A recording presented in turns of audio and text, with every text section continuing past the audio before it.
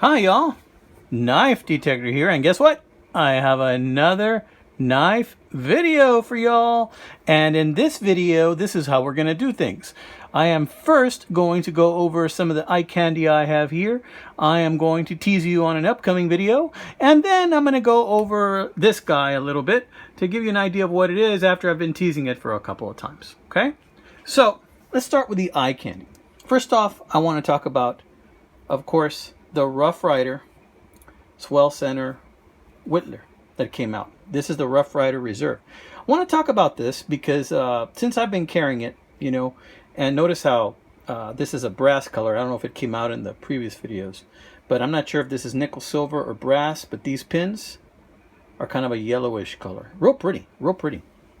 And I'm not sure if I mentioned it in the last video that I really like this knife very much, and despite the flaw I found, or that was brought to my attention by Greg Hayes, thank you Greg for having me alerted to the clearance issue with the blade wrap that was going on in the side of the inside of the spring.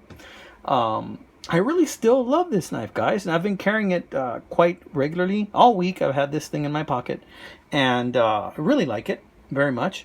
And so I've noticed that I haven't been closing it, haven't been letting it fall. I've been closing it very lightly, and I haven't been seeing that issue with the blade come back. So I did take the advice of several of my viewers and subscribers, and I've sharpened it a couple of times, not a lot, just some passes with some light fine stones, and just some fine stones. That's all I've been using on this, and also on my strop. I've been stropping it, and with a very fine stone, just with my hand, a small stone, just kind of trying to work that that flat spot out, and got worked out. So that flat spot is gone. I don't see it anymore, which makes me happy. And I've noticed that since I've sharpened it a few times, when I've been closing it, I haven't been, just letting it fall. I have been closing it lightly, but I haven't had it return. Haven't had it come back after using it all week to cut all sorts of things, from packages to food to plastic to rope to all kinds of stuff. It hasn't come back. I'm very pleased with it. Very pleased with that. So it may just have been that this knife is made to such fine tolerances that it's just so extremely close. The tolerances were so close that the blade was touching a little bit. Or, here's another thing I thought about. Remember that my package was damaged, that the Rough Rider Reserve metal cylinder was damaged. It looked like it was stepped on. What if, when it was stepped on, it actually put pressure on this blade and then pressed it in really far? I was thinking about that too, because remember, my package was damaged. So all these thoughts have been coming into my mind. Bottom line, I'm going to keep buying Rough Rider, guys. I really love Rough Rider knives, and this is a beautiful one. So let's set that bad boy down. Kind of goes with the one I'm going to show you today. Of course, the one I'm going to show you today is much smaller. We'll get to that in a little bit. Now, I mentioned this also. What this is this is a Gerber first responder emergency tool, and it's a rope cutter or seatbelt cutter. See? Look at that. So this is very handy in case of an emergency situation, especially if you're a first responder and you need to run in and you need to cut a seatbelt or a rope or something. I have stopped to render aid in many different occasions, and I have had to cut a rope, and that's all I'm going to say, to help an individual at one point. And so it's good to have these around, either in your car or on your person.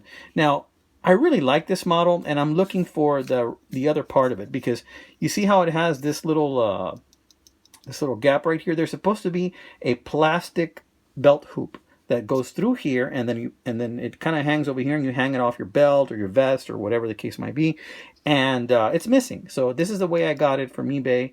I got it real cheap, and it looks like it has been used very little, if at all. The other thing about this is, notice the grip on this. You can use this as a glass breaker if you need to, which is really cool. It looks like you can really get a good grip on this bad boy. So it doesn't come to a fine tip, but it does come to like a sharp corner there. So I really like that. I wanted to show you that. That's out there. It's just a Gerber rope cutter. I wish I had the exact name for you, but there's no real designations on this thing. And here we go. Hang on. I see something now. Maybe we can zoom in.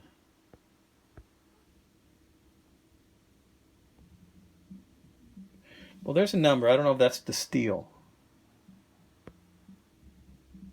That's probably just a manufacturer number.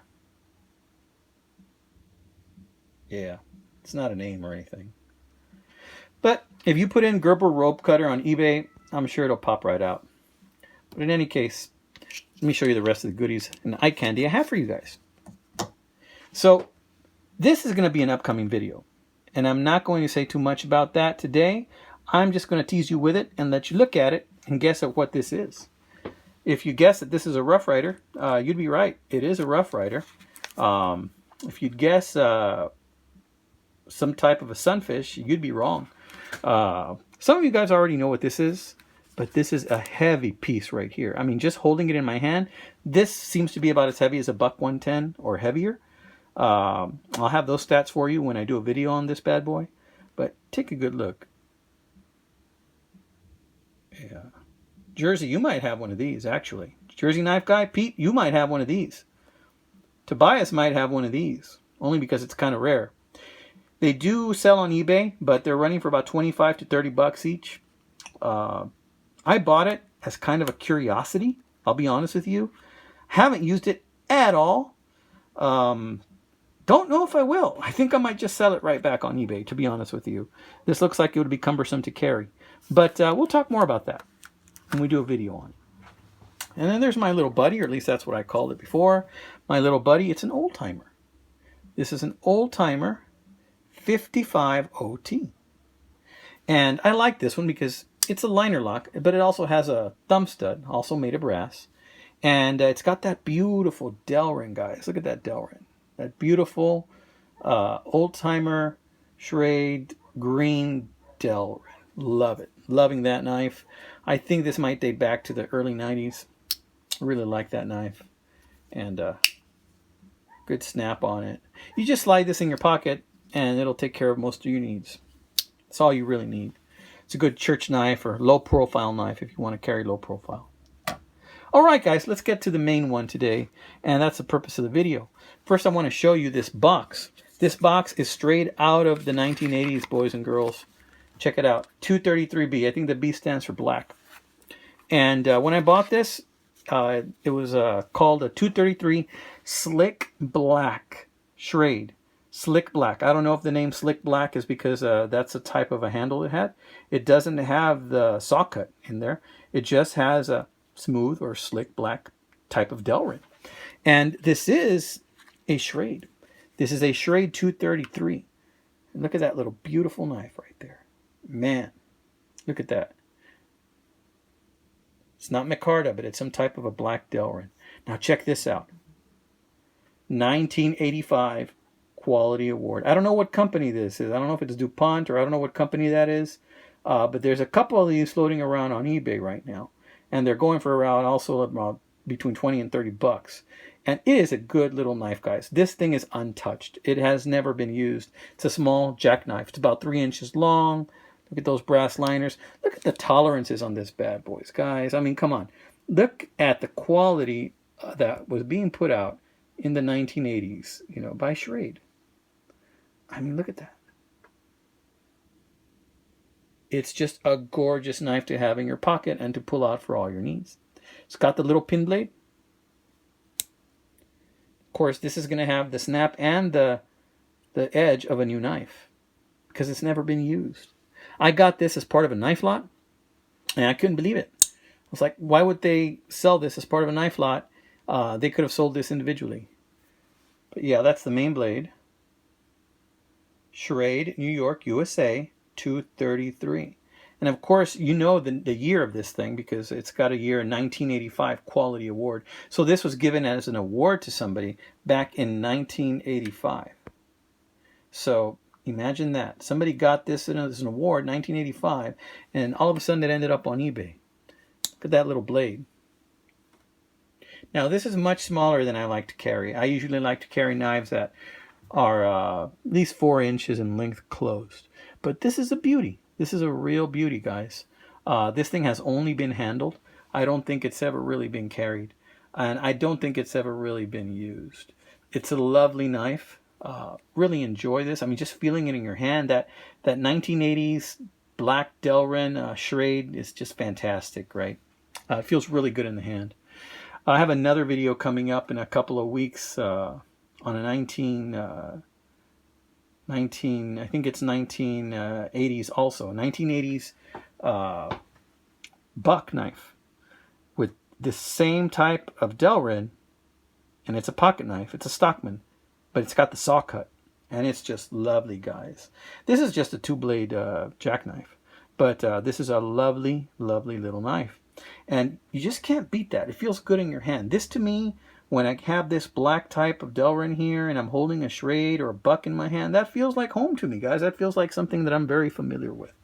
And that's probably because when I was a kid, this is what I'd see my family members carry and people that I knew carry. You know, they'd carry a Schrade. They'd carry an old timer. They'd carry a buck. You know, of course, I do live in the USA and I do live in Texas. But these are the kind of knives they'd carry, right? So just a gorgeous little example. Try not to cut myself.